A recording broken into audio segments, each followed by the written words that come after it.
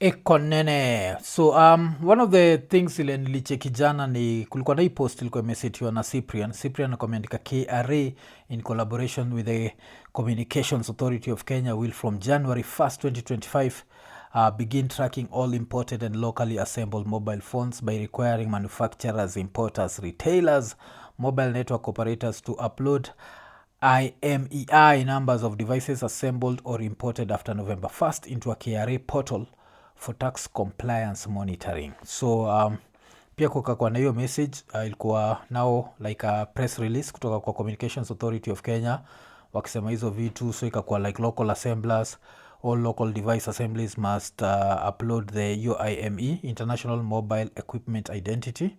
Hiyo waga ni different for every phone.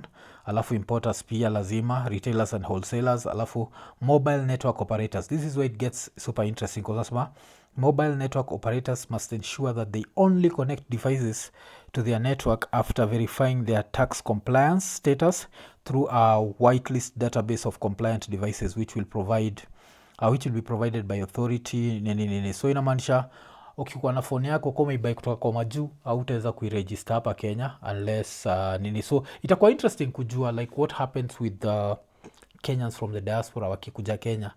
I think the days of having local numbers are gone, and this is a very interesting phenomenon because I feel like ukiwa majuu, if I'm not wrong, haunidige go through all this whatever, like because nilikuwa na namba ya huko pasa sijui the fact that maybe mse yuko huko ndi alinigetia, I don't know, but what I know is as one try to make dough, and sina shida na history yote. The only thing niko na shida nayo ni the person. Najua musemaga sometimes the messenger really matters. So the messenger wa hii story ilikuwa ni Moses Kuria, and the way he put it was interesting considering his history. Najua so Moses Kuria, according to me, pia another thing about Moses Kuria is he is the real CS for Treasury.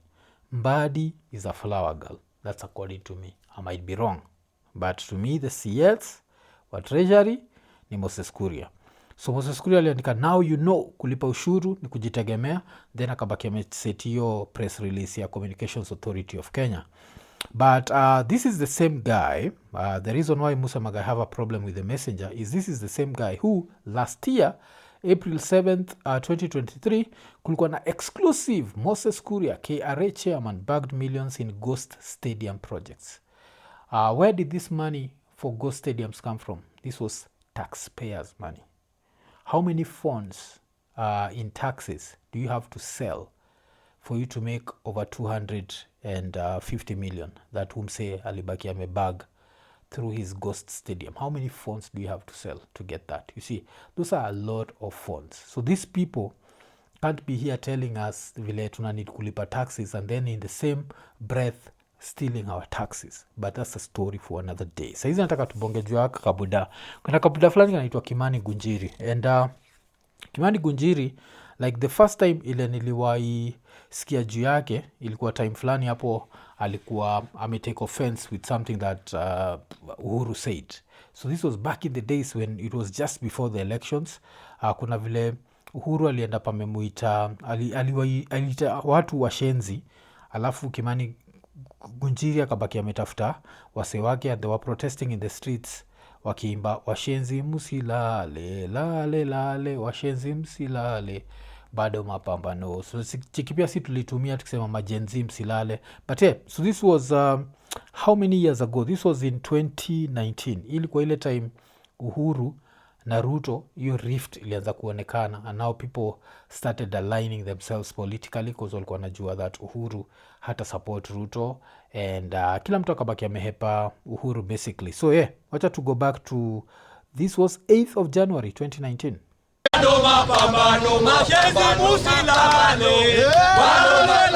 These were scenes in Nakuru town today. Leila, wachana na Uhuru wetu, wachana na mtoto wetu, usiharibu mtoto wetu. Party lawmaker Kimani Ngunjiri leading his supporters to protest against President Uhuru Kenyatta following his remarks dismissing Central Kenya residents. We want a country where every single citizen is entitled to development regardless of where the leader comes from. Hiyo ndio siasa tunataka Kenya hii. Kwa hivyo hawa washenzi wawachane na mimi. The Bahati legislator was forced to exit one of the hotels in Nakuru through the back door as police hunted for him. Ruto ataanguka, tutaanguka na yeye. Ruto atapita, tutapita na yeye. Hapo ndio sisi tuko na hatumwachi hapo. Ngunjiri picking a fight with the head of state, accusing him of not fulfilling his promises. He says the projects that had been earmarked for Molo, Bahati, Nakuru Town and Rongai are yet to be implemented. So nacheki. So hii time vile alikosana, umecheki go through hiyo, pledge his support for Ruto. And then last week, of course, this is that guy ule kuna a certain video that came out and he was crying, and he was really crying his eyes out. And eventually niliend up nimepigia Ian, nikauliza Ian like if he could translate to us what this guy was crying about. And basically alikuwa na cry na kusema that kuna vile Gachagua amekapitia na wameachia Gachagua like Mungu, like take everything from Gachagua but do not take his life. It was something like that.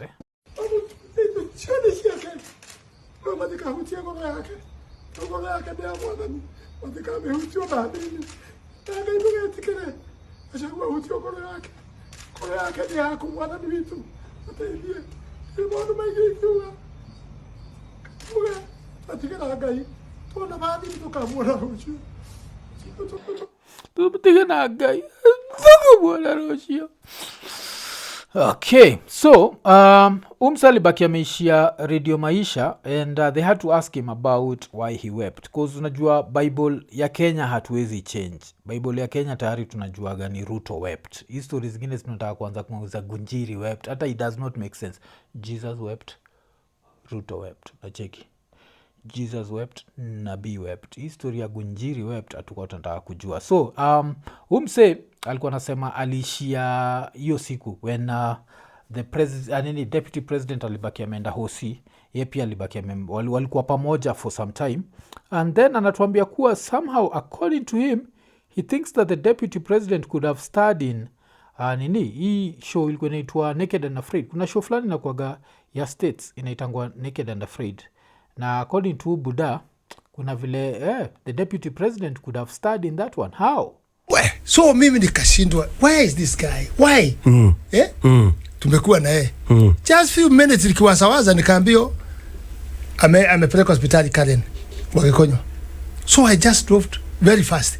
Ukienda Karen. Ndugu yangu utaweza kuimagine mtu mmekuwa naye na mmekula na yeye, unamkuta naked, amefunikwa shuka, amewekwa oxygen mapua, maji inawekwa kwa mkono hii ingine, madaktari wanazunguka na white things. What do you see? You see somebody going to heaven? My friend, mtu mmekuwa naye just immediately. Mimi maumbile yangu ni mtu niko huruma nyingi sana. Nikiona kitu kama hiyo ndio ilifanya machozi yangu haingesimama, kwa sababu niliona why and how. Sasa machozi yangu nadondoka. Mimi hata leo unaona watoto wanatolewa sijui kwa college sijui wapi. If I see such things ama barabarani niende nikute accident imeua watu fulani, that's how I am. So nasikia huni mse emotional, like yonaga pain wagana get emotional, machozi inadodoka. Okay, machozi inadodoka, lakini hii machozi ilianza kudodoka lini? Lazima tujiulize ilianza kudodoka lini. So nataka to go back in time tuone machozi ya huyu mtu ya kidodoka. Ilikuwa ile time umse alikuwa unakumbuka kuna time Ruto alibaki create some very unconstitutional offices, and one of those offices was the office of the CAS. Na umse alikuwa like supposed to be CAS wa lands So vile alikuwa CAS wa lands, kuna time alimake headlines, na hiyo headlines pia alimake, wacha tuone kama machozi ilidodoka. With us now, police in Nakuru are investigating an incident where Lands CAS Kimani Ngunjiri is alleged to have shot and injured a man in Bahati over a land dispute. The altercation also left another woman nursing injuries after she was allegedly hit by the said former MP. Here's Ruth Samwe with more details in that story. 68-year-old Susan Wainaina Murugi was on Monday morning working on her farm in Ampiva area of Bahati, Nakuru County, when she noticed hired goons destroying her fence. Mimi nilikuwa pale kwa ng'ombe, nikaona wameaja kubomoa hilo giri. It is there that she encountered the land's CAS Kimani Ngunjiri, whom she claims had come to claim the nearly half an acre piece she owns, when a confrontation ensued. Hakunipiga, akafidukia watoto yangu. Sasa kupiga risasi kwa watoto wangu, bahati mzuri ilimiss.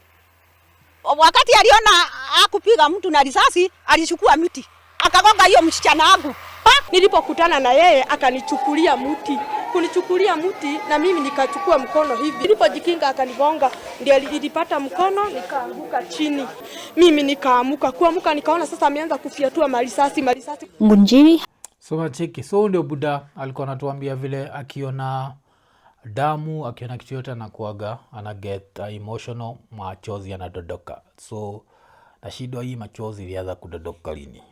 Unacheki alikuwa hapo anachapa udem. You can literally see udem ni kama alikuwa amevunjika mkono na vitu kama hizo. Na inago kukuonyesha tusi take hizi stories za ma politicians seriously. Kuna hii nonsense yao. Ma politicians au feel pain ya other politicians. And that's why ukisikia nikiangalia Gachagua nimekuwa nikimwangalia with two lenses. Kuna the one lens where he was betrayed by Ruto, and that was wrong because he helped Ruto get elected. Hata ile time before mse kama Ian anijoin kwa hii story ya kusema that Gachagua has some impact in the mountain, nilikuwa namtetea na hiyo, but still I can still look at the same man and look at how he was very like dismissive of other people, very arrogant, akisema yeye ni mtu wa chuma, alafu akakama akafind out kuwa yeye hakuwa mtu wa chuma. So you can have both sides of someone, and I feel like ndio ga problem hata with Kenyan history. We like painting people with just the good side. Hatutakagi kuonyeshaga both sides. I always give the example of kuna time kwa na watch like a certain documentary ya Abraham Lincoln. Na Abraham Lincoln alikuwa anasema juu ya vile Nini alikuwa anasema vile alikuwa anasema juu yake, wanasema this is the guy who freed the slaves, but apart from freeing the slaves, this guy also wanted the slaves ama black people wabaki wametolewa wamerudishwa Africa. So lazima ubaki umejua hizo story, like you can have both sides. You can be the Gachagua who was arrogant kama hii point time. Kuna hii time alikuwa anaoniwa na Eugene Wamalwa dana kina Raila wakiingia gava, kuna vile atajipata mataani na ali dismiss. Ukiona wengine wananyolewa, weka maji. Asante, Mungu awabariki. And CS Eugene, I have heard you. Don't worry my brother. Kwa hii serikali hii, mimi ndio mwenyewe niko ndani. Hata kukija kamia gani, mimi ni chuma ya zamani, niko huko ndani. I'm inside. Hii serikali sinilipigania. There is no way I can move even an inch. Hakuna nafasi ya kusoga hata inchi moja. Mecheki, hakuna nini hata kusonga inchi moja. Saizi amesonga kwa inchi inaitwa Kenya, amejipata in the middle of nowhere. So yes, we can show both sides of someone. We don't only have to show the positive side and nini. So the same way one day tukijudge Ruto, we'll judge him with the Gen Z protests and the amount of killings zile happen. He might end up doing one good thing. We'll also talk about that one good thing. You always have to be ready kuonyesha both sides. That does not mean that you are being neutral, because you're neutral. Being neutral pia si kitu poa. Muskizaga mother fulani itwa Christiana Manpur. Christiana Manpur yosemaga yuko on the side of the truth, not the side of neutrality. So that's why we can dismiss Adani and say that Adani is corrupt, Adani is a criminal organization, and we can say that Ruto is auctioning the country. That's not being neutral. That's just saying things the way they are. Unajua umse na auction country. That's why mtoi wake ni part of the lawyers for the Adani group, which is just messed up. Try and imagine your level.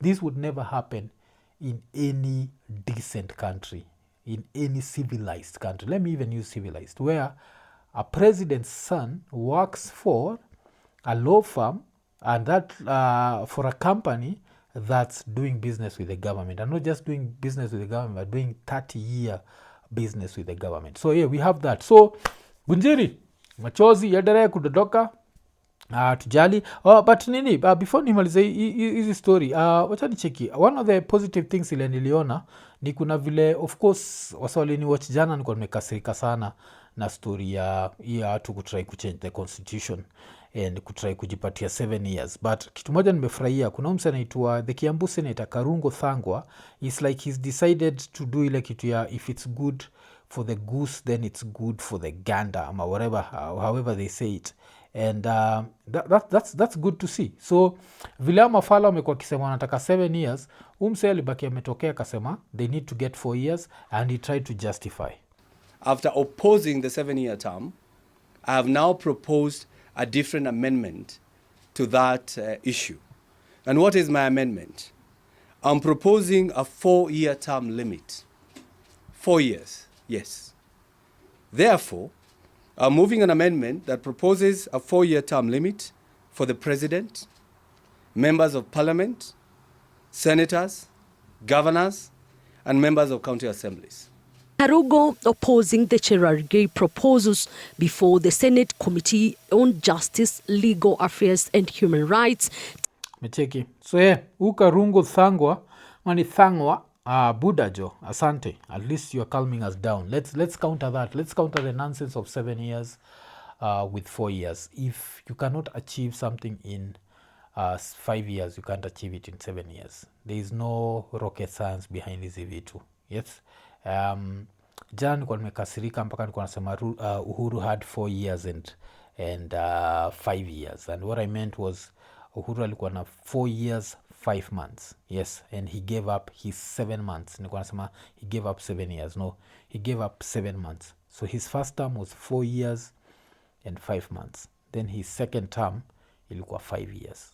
That was Uhuru Kenyatta. So we can't have this thing where just because we like a president now all of a sudden they need to have time. No, that's not how things work. We maliza kazi yako enda. If you do a good job and you strengthen institutions, someone else can pick from you ama from where you left off and continue with whatever you're doing. So the main thing is strengthen institutions. Make sure the judiciary is independent. Make sure the legislative arm is independent. But what's happening with Kenya? The legislature, not independent. Judiciary, they basically do what the executive wants. So that's why we are left in this. And that's why tunahitaji hii gava imalize alafu ibaki kanyaga kubwa kubwa. Iko nene.